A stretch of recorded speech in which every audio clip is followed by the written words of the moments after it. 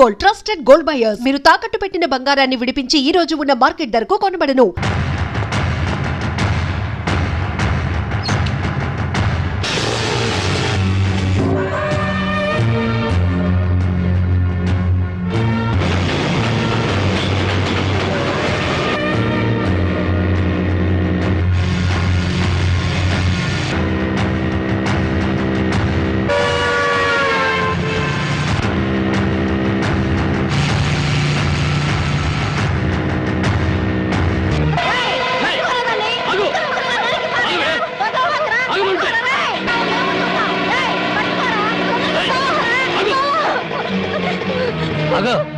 జ్యోతి, ఏం జరిగింది? బావా, మా ఆయన నన్ను చంపబోతున్నాడు. ఏమండి, ఏం చేసిందని అమ్మాయిని చంపబోతున్నారు? ఏం చేసిందా? ఆ పాపిష్టిదాన్ని అడుగు. ఉద్యోగం చేయడానికి దుబాయ్కి వెళితే ఇది బలి తగ్గించి ఒళ్ళు బలిసి ఓళ్ళ మీద పడి సంపాదించడం అలవాటు చేసుకుంది. లేదు బావా, చావునైనా చస్తాను గాని నిజాయితీ చంపుకుంటానా? నిప్పులా బతికేదాన్ని నీటి తప్పుతానా? ఏంటే సీతమ్మ తల్లికి వారసులాగా మాట్లాడుతున్నావు? నీ నిజాయితీ ఏంటో ఈ ఊళ్ళో ప్రతి ఎక్కడ చేత చెప్పిస్తాను. చెప్పించండి అత్తయ్య. నిజంగా నేను చెడిపోయిన దాన్ని అయితే ఆయన నన్ను చంపక్కర్లేదు. నా ఒంటి మీద నేను కిరసనాయిలు పోసుకొని తగలబడి చచ్చిపోతాను. నువ్వు ఊరుకోమా, వీళ్ళ మాటలకేంటి? చూడరాం బాబు, ఏడాది నుండి దుబాయ్ నుంచి ఈయన డబ్బు పంపకపోయినా ఆ అమ్మాయి ఎంత నీతిగా బతికిందో ఆ ఊరి పెద్ద నాకు తెలుసు. ఏంటయ్యా దాని గురించి నువ్వు తెలుసుకున్న నీతి? ఏడాది నుంచి నా కొడుకు డబ్బు పంపకపోతే మెళ్ళ గొలుసు చెవులు కారింగులు ఎవడి పక్కన పడుకొని సంపాదించిందో చెప్పు. అతను గారు, నేను చెప్తాను. దుబాయ్ లో ఉన్న నీ కొడుకు సంపాదన పెరిగేసరికి బాగా డబ్బున్న అమ్మాయితో రెండో పెళ్లి చేయాలన్న దుర్బుద్ధితో నీ కొడుక్కి లేనిపోని ఉత్తరాలు రాసి జ్యోతి మీద అనుమానాలు తెప్పించావు. ఆ అనుమానంతో నువ్వు డబ్బు పంపకపోయేసరికి 10 మందిలో నీ పరువు పోతుందని రాత్రిపూట మా ఊరుచి కూలి పని చేసి కడుపుకు తిండి కూడా సరిగ్గా తినకుండా డబ్బు దాచిపెట్టి గిల్టి నగలు వేసుకుంది. ఏంటి బాబు, రాత్రిపూట కూలి పని చేసుకుని వెళ్ళేదా? నీ ఒక్కడితోనే చేసేదా, ఇంకెవరితో అయినా చేసేదా? మళ్ళీ ఆ కోత కూసామంటే పళ్ళు కలగొడతాను. జ్యోతి నా తోబుట్టు కన్నా ఎక్కువగా ప్రేమించే ఆత్మీయురాలు. చూడు, ఆడది తప్పు చేయాలని నిర్ణయించుకుంటే ఆమెను 7 సముద్రాల అవతల కట్టి పడవేసిన కట్లు తెంచుకుని వచ్చి తప్పు చేస్తుంది. కానీ ఇతనే నా భర్తని నమ్మిన ఆడది ఎంతటి మహారాజు వచ్చినా సరే కన్నెత్తు కూడా చూడదు. తను కట్టెల్లో కాలిపోయేంత వరకు భర్త అడుగుజాడల్లో నడవాలని చూస్తుంది. తన భర్త ఊళ్ళో ఉంటే అతనితో కాపురం చేస్తుంది. అతను ఊరు వదిలి వెళితే అతని జ్ఞాపకాలతో కాపురం చేస్తుంది. అదేరా భార్య అంటే. ఒరేయ్, అమ్మ చెప్పింది అబ్బ చెప్పాడని పెళ్ళాం మీద అనుమానం పడ్డం కాదురా. నువ్వు చస్తే నీ తల్లి, తండ్రి, అక్క, అన్న అనే శవం మీద పడి ఒకే ఒక రోజు ఏడ్చి కర్మకాండలు తిరగానే ఎవరి దారిని వాళ్ళు వెళ్ళిపోతారు. కానీ మొగుడు చనిపోయిన నిమిషం నుండి అన్ని సుఖాలను తన భర్త శవంతో పాటు పూడ్చిపెట్టి తను గట్టిగా మారే వరకు భర్తనే తలుచుకుంటూ ఉండే ఒకే ఒక జీవిరా భార్య అంటే. మగాళ్ళకు మనసు మారుతుంది గాని ఆడవాళ్ళకు కాదురా. భార్య గుడ్డిపోతురాలని చెప్పి ఎందరో మగాళ్ళు రెండో పెళ్లి చేసుకుంటున్నారు. కానీ ఈ భార్య అయినా మొగుడు బిడ్డను పుట్టించలేకపోయాడని చెప్పి రెండో పెళ్లి చేసుకోవడం ఎక్కడైనా విన్నావంటరా? అదేరా భార్య అంటే.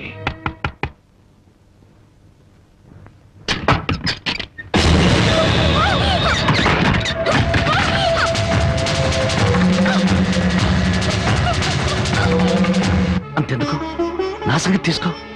భార్య తాళి కూడా ఆమె జోదం వాడిని వాడిరా నేను. అలాంటి నాకు తన రక్తం ఆమె అన్నం పెట్టిందిరా నా భార్య. చివరకు ప్రాణాలు తీసుకునేనా సరే నన్ను కాపాడాలనుకుంది. ఆ దేవత సాక్షిగా చెప్తున్నాను, నా మాటమ్మ జ్యోతి అమాయకురాలు.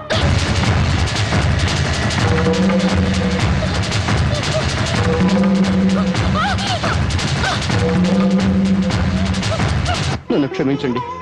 లేనిపోని అనుమానాలతో జ్యోతిని అవమానించాను. మీరు అడ్డు రాకపోతే మూర్ఖంగా నా భార్యను పోగొట్టుకునేవాడిని. మీ మేలు ఈ జన్మలో మర్చిపోలేను.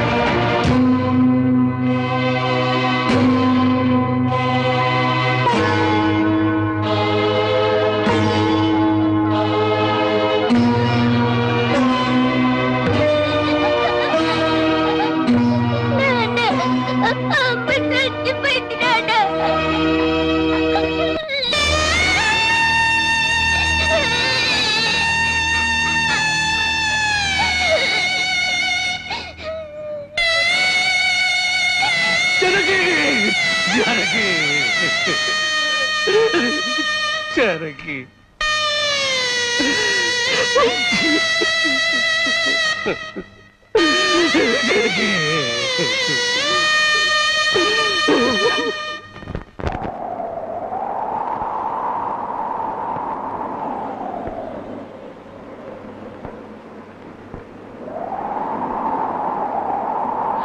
నా కంటి వెలుగు దూరం అయిపోయింది.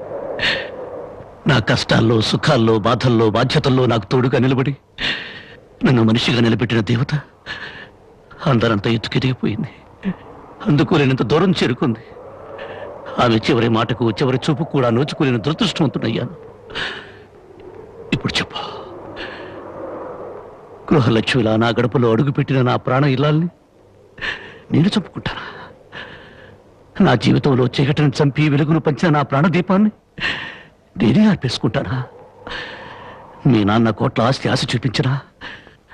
నా భర్తే నా దైవం, నా భర్తే నా ప్రాణమును నన్నే అంటిపెట్టుకుని నేను పోసే గంజి నీళ్లే పంచపక్ష ప్రమాణాలుగా భావించిన మీ అక్కను నేను చంపుకుంటానా? మరి మా నాన్న అలా చెప్పాడే. మీ నాన్న పశువు పారాయణతో కూతుర్ని అత్తవారింటికి పంపించాల్సిన మీ నాన్న పాడి మీద పడుకోబెట్టిన కూతురి శవాన్ని చూడడానికి కూడా రాలేదు. పట్టుదల పంతాలతో కూతుర్ని సాధించాలనుకున్నాడే గాని కట్టుకున్న వాడి చేత కురివి పెట్టించుకుని తన ప్రేమను నిరూపించుకున్న సగటు ఇల్లాలి పౌరుషాన్ని మర్చిపోయిన దుర్మార్గుడి మీ నాన్న.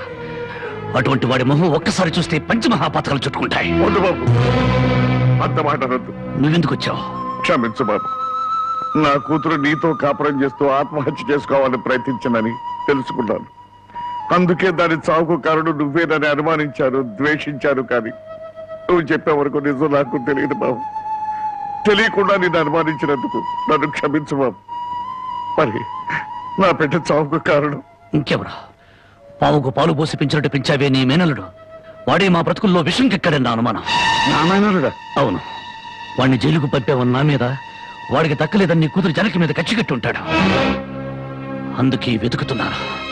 నా అనుమానమే నిజమై వాడే నా తల్లిని చంపింది నాన్నని నా కూతురు వెలితో చూపించిన క్షణాన వాడు బ్రతకడు.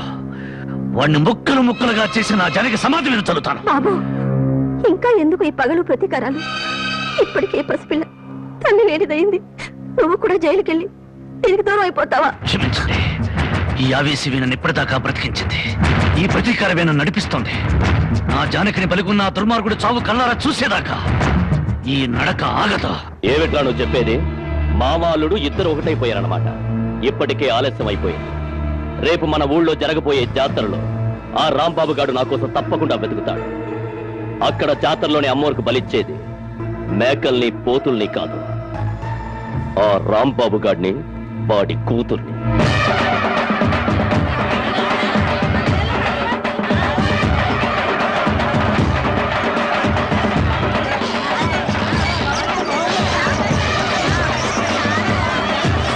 నువ్వు కూడా రంగరాటం తిరుగుతావా?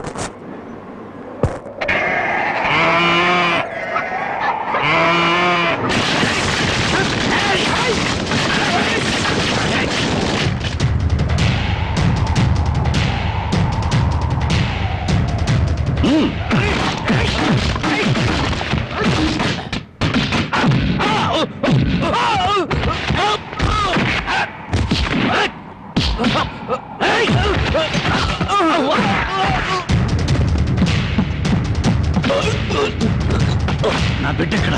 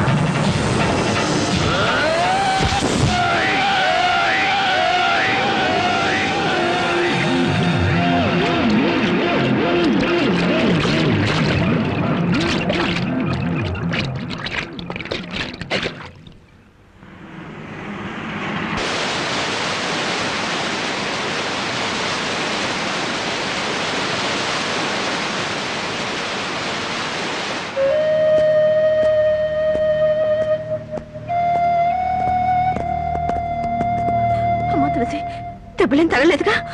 బాబు, నా ఆస్తి మొత్తం పోసైనా నేను విడిపించుకుంటాను. మనస్ఫూర్తిగా నా అల్లుడిగా చేసుకుంటాను. మావయ్య, జానకితో నిండిపోయిన గుండెలో మరో స్త్రీకి చోట్లేదు.